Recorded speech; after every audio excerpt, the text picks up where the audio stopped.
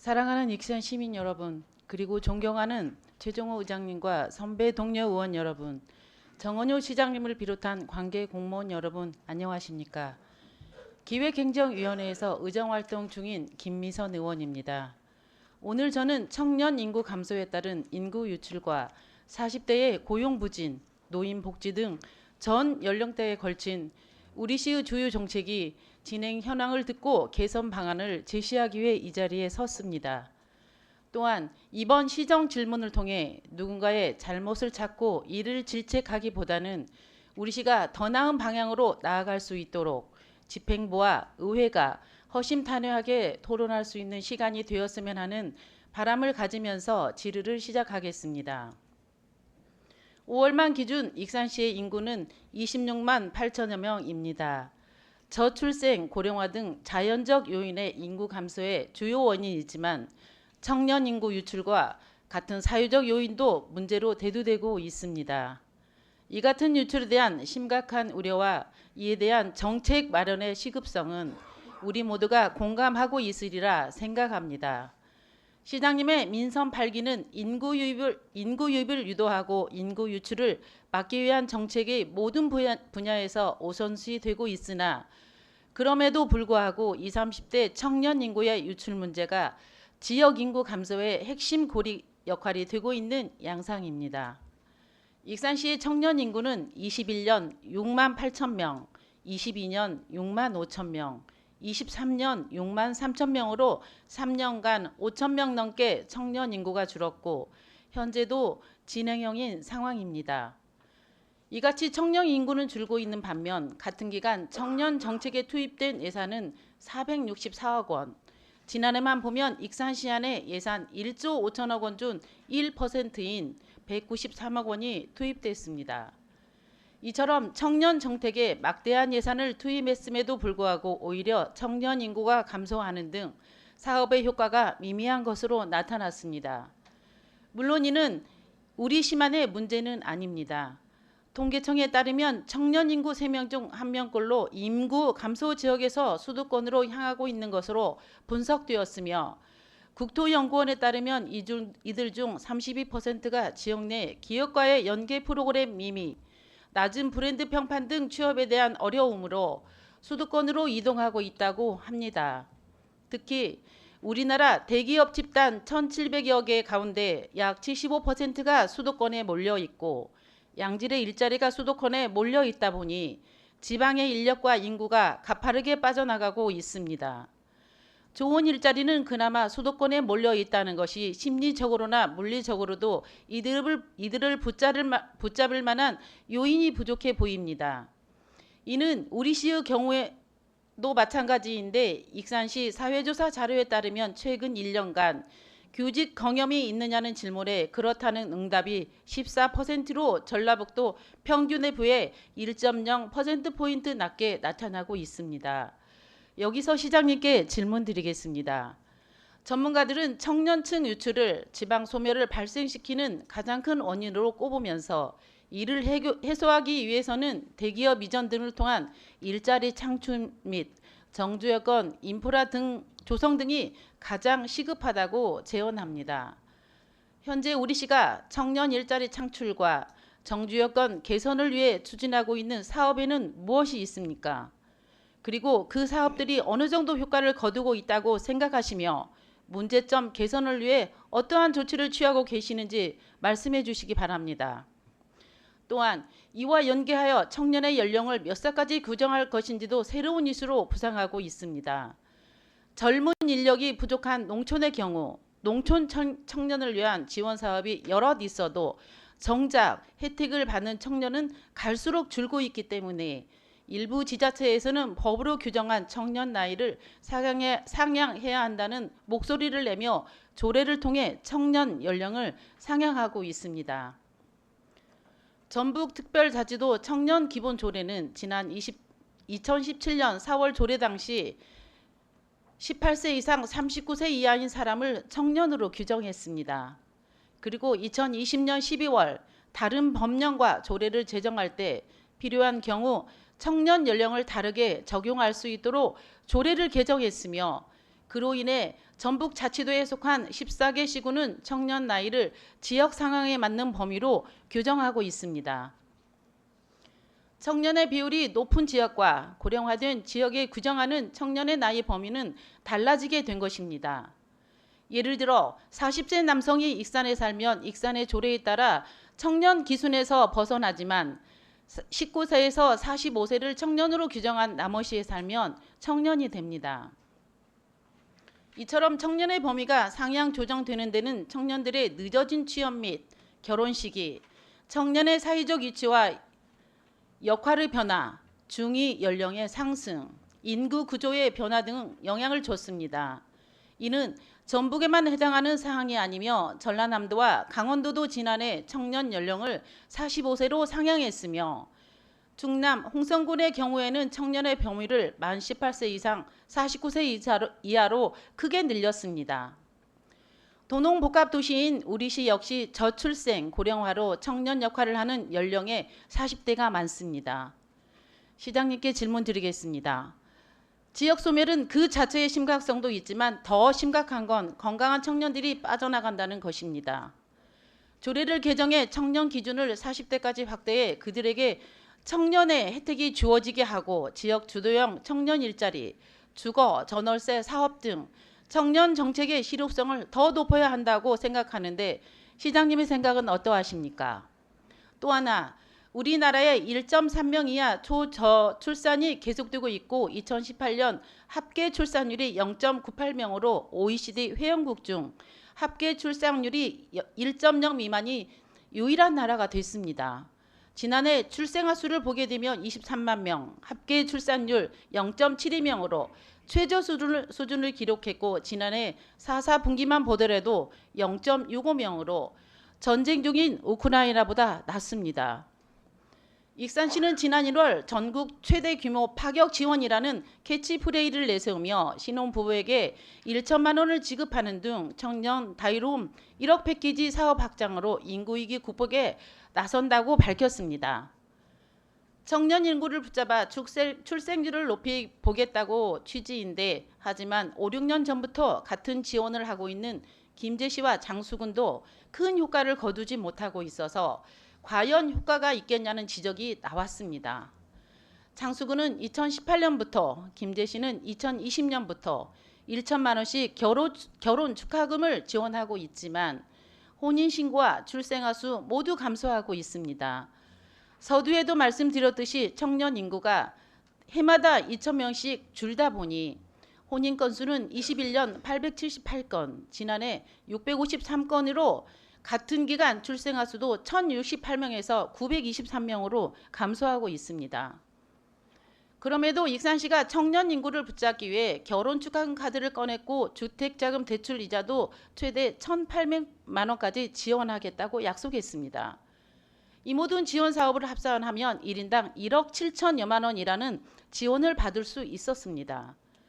익산시는 올해는 사업이 추진될 수 있다고 지난 1월 정례 브리핑까지 열어 발표했습니다. 이후 이번 1차 정례회에서 추경 예산안에 반영하고 오는 7월에 결혼 축하금 사업을 시행하려 했으나 돌연 해당 사업은 보류 중으로 밝혀졌습니다. 결혼 축하금 취소에 대해 우리시 홈페이지에 게시판에 있는 민원 내용을 잠시 읽어보겠습니다. 공식적으로 발표해 놓고 이제 와서 무기한 연기라니 정책이라는 게 내뱉고 다시 쉽게 취소하면 되는 건지 무기한 연기라면 너무나도 무책임한 행동일 테니까요. 시장님께 질문 드리겠습니다. 인구 정책에 있어 수치는 굉장히 중요한 것인데 청년을 붙잡고자 정례 브리핑까지 한 사업을 무기한 연기하신 이유는 무엇입니까? 다른 대안을 준비하고 사업을 연기하신 겁니까? 이에 대한 답변을 부탁드립니다. 다음으로 익산시 신중년 일자리 센터에 대해 질의하겠습니다. 익산시는 만 40세부터 64세까지를 신중년으로 정의하고 이들을 대상으로 구직 상담을 받는 신중년 일자리 센터를 지난해 4월 개소했습니다. 소유자 중심에 찾아가는 일자리 발굴, 재취업 프로그램 운영 등을 통해 인생 이막 취업 성공을 지원할 것이라는 기대와는 달리 신중년 일자리 센터의 하루 평균 구직 상담은 7건이며 취업까지 이어지는 확률은 7% 수준에 그치고 있습니다. 개관 당시의 기대와 시민들의 바람과는 달리 센터 운영의 효과가 너무 미약하다고 생각됩니다. 지난 1년간 익산시 신중년 일자리 센터 운영 현황을 보면 구직 신청 764건 중 15%인 118명이 취업에 성공했습니다. 취업 현황을 살펴보면 148개 업체 중 118명이 취업한 가운데 대부분 생산직과 운전직, 조리보조 등 단순 종사원이 주를 이뤘습니다. 연령대별로 보면 40대 28명, 50대 53명, 60대 36명으로 40대의 취업률이 가장 낮게 나타났는데 이 문제는 단순히 40대의 취업자 감소라는 수치를 넘어서 고용 구조와 경제 상황에 대한 분석과 대처가 필요해 보입니다. 여기서 시장님께 질문 드리겠습니다. 일자리를 늘리겠다고 도입한 신중년 일자리 센터인데 하루 평균 7건 상담에 불과합니다. 이처럼 성과가 저조한 원인은 무엇이라 생각하십니까? 그리고 이를 개선하기 위해 어떠한 조치를 준비하고 있습니까? 특히 경제의 중추적인 역할인 40대에 대한 취업 연계가 저소한 것으로 나타나고 있는데 그 원인은 무엇이라 생각하십니까? 우리시 40대 인구는 지난 21년 4만 5천 명에서 3년간 3천 명 넘게 감소했으며 40대에서 64세도 21년 11만 3천 명에서 3년간 3,200명이 감소했습니다. 이렇게 40대 인구가 감소하는 요인은 여러 가지 있겠지만 먹고 사는 문제가 가장 큰 원인이라고 판단됩니다. 재취업의 임금 수준을 최저임금으로 책정하다 보니 눈높이에 맞지 않는 일자리만 공급되고 괜찮은 일자리는 나이가 많다는 이유로 면접의 기회조차 갖지 못하기 때문에 40대 구인 구직의 경우 수요와 공급의 미스매치가 큰 상황입니다. 신중년 일자리 센터가 구인 수요 발굴을 바탕으로 신중년 교육 프로그램을 편성하겠다고 구인 기업을 발굴하고 있지만 그 직무 내용을 살펴보면 현장직, 생산직, 조리원, 요양보호사, 운전직, 현장공사, 경비원 등 40대들이 오랫동안 일할 수 있는 곳이라고 보기에는 부족한 점이 많다고 생각합니다.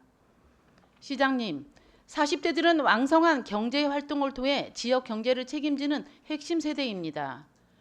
신중년 일자리 센터와만 40대 취업에 무거운 짐을 지울 게 아니라 우리 행정에서 직접적으로 이에 대한 대책을 마련하고 시행할 필요가 있다고 생각하는데 시장님은 어떻게 생각하시는지 견해를 듣고 싶습니다.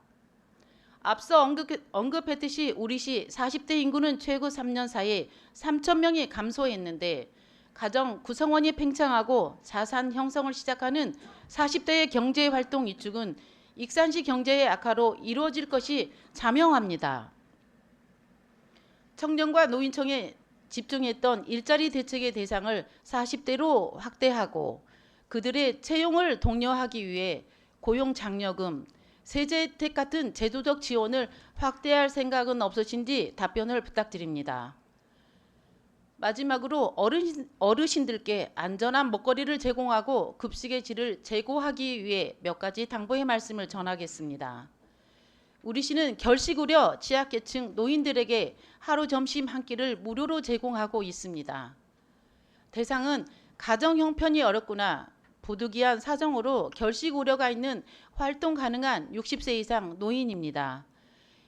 이분들이 이용할 수 있는 경로식당은 익산시 노인종합복지관, 남북권 노인종합복지관, 황등 노인종합복지관, 북부권 노인종합복지관, 부송 종합사회복지관, 솔솔송 자원봉사대, 신광 노인복지센터 등 총 7곳에서 운영 중이며 하루 평균 1,109명의 노인들에게 식사를 제공하고 있습니다. 그리고 7곳 중 익산시 노인종합복지관과 북부권 노인종합복지관, 부송동 종합사회복지관은 위탁으로 운영 중이며 남북권과 황등 노인종합복지관은 익산시 직영으로 신광노인복지센터 등 2곳을 보조금을 받아 자체적으로 운영 중입니다.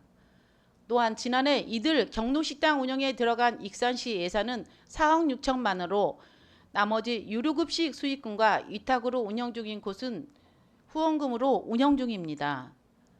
문제는 익산시 노인복지관의 무료급식 한 끼 단가에 물가 상승률을 반영하는 법적 근거가 없어 물가가 가파르게 올라도 지원 금액은 오르지 않아 부실급식이 우려되는 점입니다. 현재 익산시 무료 경로식당 한 끼 단가는 4,500원이지만 2,000원으로 저렴하게 공급하는 유료급식을 포함하면 한 끼당 평균 급식 단가는 3,500원에 불과한 실정입니다. 이처럼 급식 단가가 낮은 상황인데 더군다나 급식소를 이용하시는 어르신들의 수가 일일 평균 무료급식 419명, 유료급식 690명 등 1,109명으로 계획된 인원을 초과하고 있어 예산을 맞춰 식사를 준비하다 보니 급식의 질을 높이기 어려운 실정입니다. 복지부에 따르면 결식아동 급식 업무 표준 매뉴얼에 따라 아동급식 단가는 한 끼에 8,000원으로 견장하고 있으며 매년 물가 상승률을 반영해 최저 단가가 인상되고 있습니다. 반면 노인 무료 급식의 경우에는 이마저의 경우도 이루어지지 않고 있습니다. 때문에 노인 급식의 부실을 예방하기 위해서는 급식 관련 예산을 실정을 맞게 인상한다던가 최소한 물가 상승분이라도 반영할 수 있도록 제도를 정비할 필요가 있습니다. 이와 함께 조리 인력의 충분한 배치를 검토하고 급식 지원 단가를 합리적으로 산출할 수 있는 기준 마련과 이타 급식 업체의 급식질 관리를 위한 시스템을 구축해야 한다고 생각합니다. 이는 하루에 한 끼를 드시기 위해 방문하시는 어른들에게 우리 시가 해야 하는 최소한의 도리라고 판단되는데 이에 대한 시장님은 어떻게 생각하시는지 말씀해 주시기 바랍니다. 이상으로 질의를 마치겠습니다. 상세하고 진솔된 시장님의 답변을 기대하겠습니다. 감사합니다. 김미선 의원님 수고하셨습니다. 시장님께서는 바른 때에 나오셔서 답변하여 주시기 바랍니다. 예, 우리 존경하는 김미선 의원님 예리한 질문에 많이 긴장했습니다. 제가 순서대로 답변을 좀 올리겠습니다. 먼저 청년 정책에 대해서 여쭤보셨어요. 우리 익산시에서 있는 청년 정책이 어떤 것들이 있는가. 뭐 크게 말하면 청년 정책은 그 취업과 창업으로 이제 나눌 수 있죠. 그런데 각 분야별로 이제 사업이 다 진행되고 있는데 그것을 개별적으로 열거하는 것보다도 공통적으로 저희들이 지금 하고 있는 것이 대도시의 임금 수준하고 우리 익산 지역 임금 수준 차이를 보전해주기 위한 근로청년 수당. 저희가 3년간 매달 30만 원씩 지금 지급하고 있죠. 그리고 구직하는 청년들한테 구직 활력 수당이라고 해서 1년간 금액이 갑자기 생각이 안 나네. 얼마야 금액이? 그래서 1년간 계속 한 달에 50만 원씩인가요? 계속 구직 수당을 주고 있고, 그 다음에 또 자산 형성을 위해서 또 2배 적금을 하고 있고, 그 위에도 좀 청년들을 대상으로 많은 정책을 하고 있는데, 사실 인구 정책에 있어서 청년 정책이 중요한 이유가 단순히 그 양적으로 저희 계산하는 것보다도 인구 구성의 질적인 내용이 굉장히 중요하다. 우리 익산이 지금 인구가 이렇게 많이 빠져나가는 큰 이유 중 하나가 초창기 인구가 유출될 때 청년들 중심으로 많이 나갔어요. 특히 그 당시에 우리 자녀를 키우는 30대들, 40대 초반 그런 분들이 익산에서 미세먼지가 많네, 악취가 많네 이런 얘기들이 막 떠들면서 젊은 엄마들 중심으로 많이 유출이 됐고, 그분들이 나가니까 당연히 출산율이 떨어져서 또 2차 피해를 저희들 지금 보고 있는 거거든요. 그래서 다른 지역보다도 더 가속화되고 있다, 인구 유출이. 그런 말씀을 드리고, 그래서 이제는 우리 청년 인구 한 분 한 분에 대해서 숫자를 세가면서 정책을 하자. 쉽게 말하면 한 분 한 분 개인적인 맞춤형으로 우리 청년 정책을 해야 되겠다. 그렇게 해도 저희들도 이미 이 청년 연령 인구도 농업 부분은 이미 49세로 저희들이 조정을 했죠. 농업부 농촌에서는 30대까지 청년 정책을 하면 저희 대상자 없기 때문에 그렇게 했고, 그다음에 우리 이 청년 연령을 좀 조정하자는 얘기가 지금 도를 중심으로 나오고 있는데, 그 이유는 뭔 거니?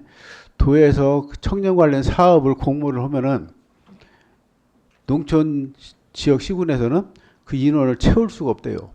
그래서 40대까지 확장을 시켜줘야 똑같이 C급 도시하고 같이 응모를 할 수 있다. 그래서 이제 나온 얘기인데, 그것도 지난 3월 달에 공청을 했다가 아직까지 결론을 이제 못 냈습니다. 못 냈는데, 저희는 그 당시 의견을 어떻게 냈는 거니? 우리는 현재 같이 가는 것이 좋겠다. 그런 얘기를 했고요. 왜 그런 거니? 이미 이제 저희들 청년 도의 그 공모 사업에 응모하기에는 충분한 인원이 있었고, 오히려 청년 연령을 확대하면은 과당 경쟁이 들 수밖에 없고 청년들한테 더 불리한 여건이 되겠다 해서, 그래서 저희들은 계속 30대로 하겠다고 의견을 냈는데, 사실은 저는 이제 청년 연령을 조정하는 것보다도 노인 연령을 조정을 해야 된다고 봐요. 노인 연령이 지금 우리 65세부터 노인이라고 되어 있죠. 사실은 지금 신체 생물학적으로 보면은 75세까지는 청년 때와 똑같이 활동을 할 수 있다고 의학적으로 이렇게 나와 있거든요. 근데 그분들을 하루아침에 노인이라는 간판을 줘가지고 뒷방으로 물러나게 만들으니까 국가적으로도 엄청난 노동력의 손실이다. 그래서 저희는 노인 연령을 상향하는 것을 빨리 추진을 해야 된다 생각을 하고, 청년 연령은 지금 같이 가는 것이 맞다 이렇게 좀 생각을 합니다. 그다음에 결혼 축하금 말씀하셨는데, 사실 결혼 축하금 그동안에 준다고 여러 차례 얘기를 해서 기다리고 있는 청년들한테는 정말 저희들이 할 말이 없을 정도로 좀 미안하게 됐죠. 그 청년들 특히 결혼까지 다 해놓고 이 결혼 축하금 받기 위해서 혼인신고를 미루고 계신 분들도 상당히 이제 계셨거든요. 사실은 그런 분들은 우리 정책 대상은 아니지만은 그래도 이것 때문에 기다리셨는데, 저희들이 거기에 대해서 충분히 약속을 지키지 못한 것은 이제 죄송하다고 생각을 하는데, 이 정책이 바뀌게 된 이유가 뭔 거니? 결혼 축하금을 준다고 해서 이것 때문에 결혼할 사람이 있겠느냐, 그리고 이걸로 인해서 인구 증가 효과가 얼마나 나가겠느냐는 것을 각종 시민단체나 또 의회에서도 그런 문제 제기를 하셨고요. 많은 분들이 문제 제기를 했는데, 그 문제 제기가 맞은 것 같다. 지금 청년들한테 직접 필요한 것은 왜 결혼을 하냐 생각을 물어보면은, 그 집 마련하는 부담 때문에, 집 마련하는 것이 가장 큰 부담이다.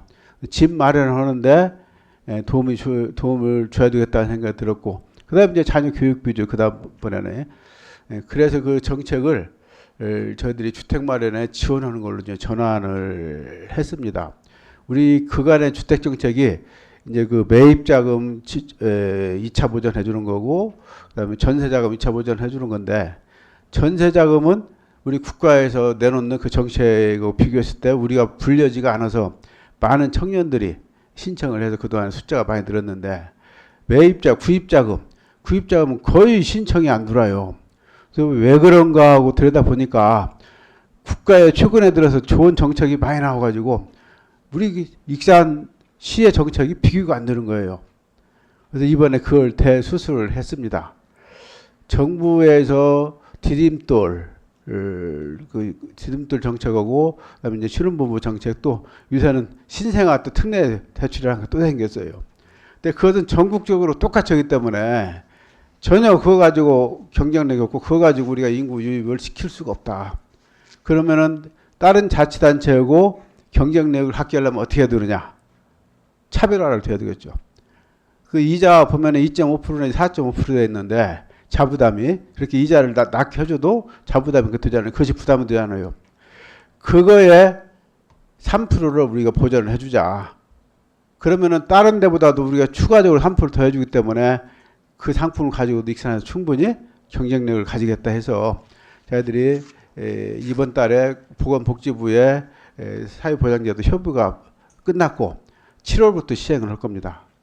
그러면 이제 익산에서 주택 구입자금, 주택을 구입하는 신혼부부들한테는 자기 부담분, 그러니까 자기가 이자를 부담해야 되는 부담분의 3%니까 거의, 물론 이자율에 따라서는 이제 오르고 내리고는 하겠지만은 거의 자기 부담분 없이 집장만을 할 수 있게 그렇게 됐다 하는 말씀을 드리고, 결혼 축하금은 뭐 아직 다 끝났다 볼 수는 없으니까 저희도 더 계속 고민을 해보겠습니다. 고민을 해보겠는데, 글쎄 그로 인해서 직접적으로 저 인구 증가함 효과가 얼마나 나타날 것인지는 심도 있는 검토가 필요하겠다 그런 생각이 들고요.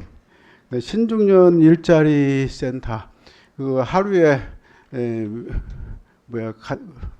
상담 인력이 7명밖에 안 된다. 근데 거기 취업 상담의 그 성격을 조금 아셔야 돼요. 물론 이제 우리 김미선 의원님이 그쪽에 전문가시니까 잘 아시겠지만은 한 건 한 건 하는데 굉장히 시간이 많이 걸려요. 심도 있게 상담을 해줘야 되기 때문에. 그래서 7건이 많은 것은 아니지만은 적은 것도 아니다. 문제는 거기는 이제 이걸 취업하고 연결시켜야 되는데, 사실 신중년이 가장 돈이 많이 필요할 나이잖아요. 그 나이. 제일 돈이 많이 들어가는 그 연령대에 직장을 구하지 못하겠다는 거, 그것은 굉장히 안타까운 일이죠. 그래서 저희들이 신중년 일자리 센터를 별도로 이제 만든 겁니다. 만들었는데 그 중에 이제 40대에 취업 비율이 적다고 그러셨는데, 참 잘 생각해 보시면은 대개 40대까지는 정상적으로 직장 생활을 하고 계시죠. 그러고 아직도 직장이 없어서 이렇게 찾고 계시는 분들은 다른 일을 하시다가 직장을 가질 기회를 놓치신 분들, 쉽게 말하면 자기 전문성이 없는, 전문 분야가 없는 이런 분들이 주로거든요. 그래서 그런 분들 그것을 전문성을 키워주시기 위해서 그분들한테는 예를 들어 유튜브, 요새 어르신들 많이 하시죠. 유튜브 작성이랄지 동영상 편집하는 거랄지 바리스타, 그리고 또 지금 하고 있는 것이 반려동물 관리사 자격증, 각종 자격증을 저희들이 이렇게 취득하게 만들어서 전문 분야를 가지고 취업을 할 수 있게. 그렇지 않고 전문 분야를 갖지 않으면은 단순 생산직밖에는 못 가시거든요. 그래서 이제 좀 전에 말씀하셨던 그런 문제가 나오기 때문에 저희들이 40대는 그렇게 지금 특별히 전문성을 향상시키는 교육을 하고 있고, 50대, 60대도 저희들이 어떻게든지 일자리를 이제 만들어 드리려고 하는데, 그분들의 노동력을 우리 경제활동 인구로 전환시켜야 됩니다. 우리가 청년 인구만 자꾸 얘기를 하는데, 청년 인구 새로 또 그 출생이 이루어지지 않는 출산율 이런 것만 얘기할 것이 아니고, 실제 우리가 가지고 있는 자원을 효율적으로 활용하는 방안을 연구하는 것도 중요하다. 그러면은 그분들이 좀 전에 말씀드렸듯이 60세, 70세까지는 충분히 경제활동을 할 수 있는데, 그분들을 노인네라 해가지고 노인 복지수당 주고 어쩌고 뭐 무리 접종 시켜주고 어쩌고 하니까 그분들이 갑자기 하루아침에 노인네가 된 것 같은 거예요. 그래서 우리는 그 인력들을 활용하는데 초점이 맞춰줘야 된다. 물론 한 개 자치단체 정책으로 뭐 바뀔 건 아니고 이제 국가적으로 그런 고려가 있어야 되겠지만은, 그 노동력을 충분히 활용하지 않으면은 그러면 이게 인구 감소에 대해서 대처하기가 굉장히 어렵다. 그리고 또 하나 요새 지금 많이 대두가 되는 것이, 이제 젊은 사람들한테 애를 나라 이렇게만 할 것이 아니고, 우리도 인구 정책을 이민 정책으로 바꿀 때가 됐다. 얼마 전에 아마 그 대통령께서도 그 말씀하셨던 것 같아요. 이민 정책으로 바꿀 때가 돼서 지금 그 해외 우수 인력들, 이 사람들을 선별해서 우리 국민으로 편입시키는 것이 중요하다. 근데 그것이 전에는 우리가 하겠다고 해서 되는 게 아니었었잖아요. 근데 지금은 왜 가능하냐? 한류협회에 물어가지고 한국어를 배우는 사람이 그렇게 많다고 그럽니다. 한국으로 이민 가고 싶은 사람이 그렇게 많다고 그러고, 그야말로 옛날 우리가 아메리칸 드림을 꾸었듯이 이제 코리안 드림이 세계적인 유행어가 돼버렸어요. 지금은 우리가 그러면 문호 개방하면 얼마든지 우수한 자원이 올 수가 있다. 그래서 우리도 이민 정책에 이제 정책을 바꿔야 되고, 그래서 우리 시청 공무원들한테도 그 얘기를 했습니다. 조만간 우리 인구 정책이 대전환이 오니까 우리도 지금부터 준비를 해라. 그래서 다문화 이민들, 이주민들 여러 분야에 그 분야별로 해서 우리 지금부터 많이 확보를 해놓고 있어야 국가의 정책 전환이 왔을 때 우리 빨리 따라잡을 수가 있다. 저희는 이제 이민 정책으로 많이 치중을 하겠다 하는 말씀을 드리고 그것이 아마 우리 국가가 가는 길일 것이다 이렇게 생각을 합니다. 그리고 복지관 급식 말씀하셨는데 사실 어르신들한테 하루에 한 끼는 시에서 보장을 해야 되는 게 맞습니다. 어떤 방식으로든지 간에 하루에 한 끼는 제대로 된 식사를 보장을 해야 되고 그렇게 해서 지금 이제 복지관에서 드시는 분은 그거 드시고 또 이제 7월 달부터 이제 그 경로당에 우리들이 그 지원을 하잖아요. 그래서 그 부식비하고 쌀하고 지금 그 공급량이 이제 지금 중앙정부에서 내려오고 있습니다. 그거 오고 있으면 우리는 조리 인력을 확보하기 위해서 이번에 또 의원님들이 의견해 주셔서 또 그 인력 다이롬 인력인가요? 그것을 이번에 100명을 또 추가로 저희들 확보해서 조리 인력을 각 경로당에 파견을 합니다. 그렇게 해서 우리가 이제 경로당에서 식사를 제공을 하고 복지관에서 식사를 제공하고 또 다이롬 급식이나 이렇게 무상급식을 또 확대를 해서 또 그래도 무상급식 드실 분들은 드시고 왜 그렇게 해야 되는 거니? 어르신들 특히 혼자 계신 분들은 집에서 식사를 해 드시면은 매일 김치 한 쪼가리 넣고 밥 해서 먹고 매일 라면 끓여 먹고 매일 그런 식으로 해요. 영양이 굉장히 불량할 수밖에 없다.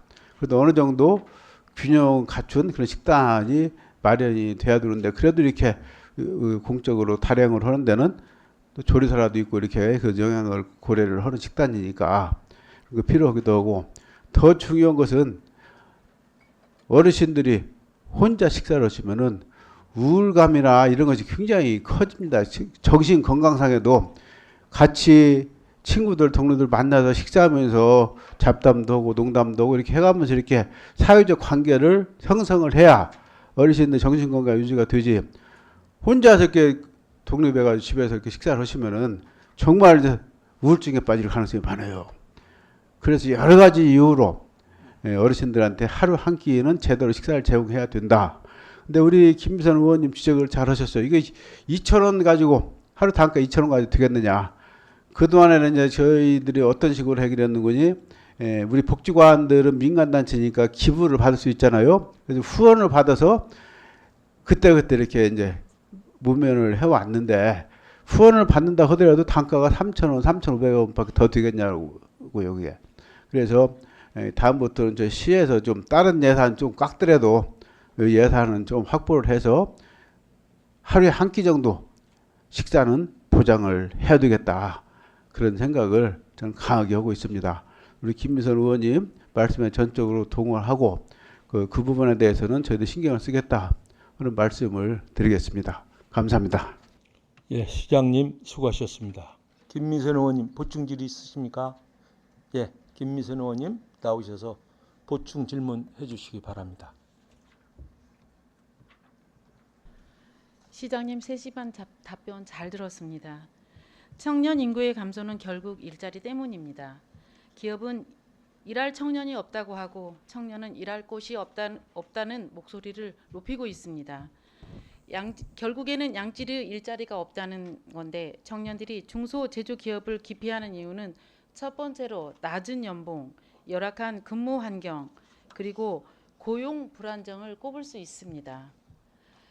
그런데 우리 시의 청년 일자리 관련 사업과 정책을 보면 채용 기업에 일정 기간 인건비를 지급하고 방식의 한계로 인해 기업 지원 정책에 더 가깝다는 인상을 주고 있습니다. 이러한 보조금 형태의 지원도 필요하지만 청년의 직접 고용을 늘릴 수 있는 정책 수립에 더 노력해 주시기 바랍니다. 우리 익산시는 도농 복합 도시인데 저출생 고령화로 인한 청년 역할을 하는 연령의 40대가 3만 명이 넘습니다. 익산시가 국비와 도비를 포함한 예산을 3년간 464억 원을 투입해 각종 청년 지원 정책을 펼치고 있지만 지난 3년간 청년 인구가 7,000명 감소할 때 40대 인구는 3,000명 감소한 점만 봐도 정책 수요자 폭을 넓혀야 한다고 생각합니다. 다음으로 결혼 장려금 목적으로 결혼 축하금 1천만 원 지원 사업 보류에 대한 답변은 무기한 연기가 아니라 사업 취소로 보여지는데, 결혼을 앞둔 청년이나 신혼부부가 주택 구입에 대한 부담이 가장 크다고 느끼고 있어 결혼 축하금 지원에서 주택 자금 대출 현금 지원 사업으로 변경했다고 이해하겠습니다.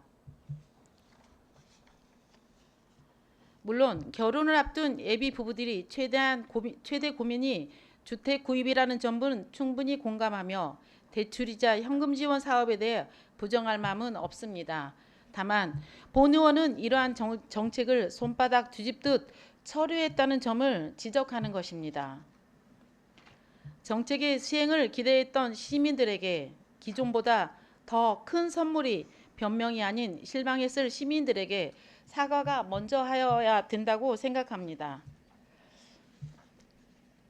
끝으로 관내 복지관의 경로식당은 어르신들에게 매우 소중한 공간이라는 시장님의 생각에 존중과 감사함을 전합니다. 다만 물가 상승으로 식재료비 단가가 매년 상승하고 있는데 이용료 인상 없이 무료 이용 대상자를 확대해 그만큼 예산 지원은 증가할 수밖에 없다고 보여지는데요. 물가 상승분을 반영한 요금 현실화가 이용객들에게 부담을 전가한다고 생각할 것이 아니라 더 나은 급식으로 질적 시스템 개선이 우선시되어야 한다고 생각합니다. 끝으로 한 가지만 당부드리겠습니다. 이제는 우리 시의 모든 정책이 왜 인구가 감소하는지, 아이를 낳지 않는지, 일자리가 없는지, 다만 불편함이 없는지, 고향을 떠나는지 등에 대한 탁상 공론에 그치지 말아야 합니다. 계속성 예산을 다시 수립하여 한 발짝씩 앞으로 나아가는 정책을 펼치고 직면한 과제는 모두가 머리를 맞대며 인구 정책을 둘러싼 강도 높은 고민에 당연하게 요구되는 시점이라는 점을 강조하고 싶습니다. 이상 질의를 마치겠습니다. 경청해 주셔서 감사합니다.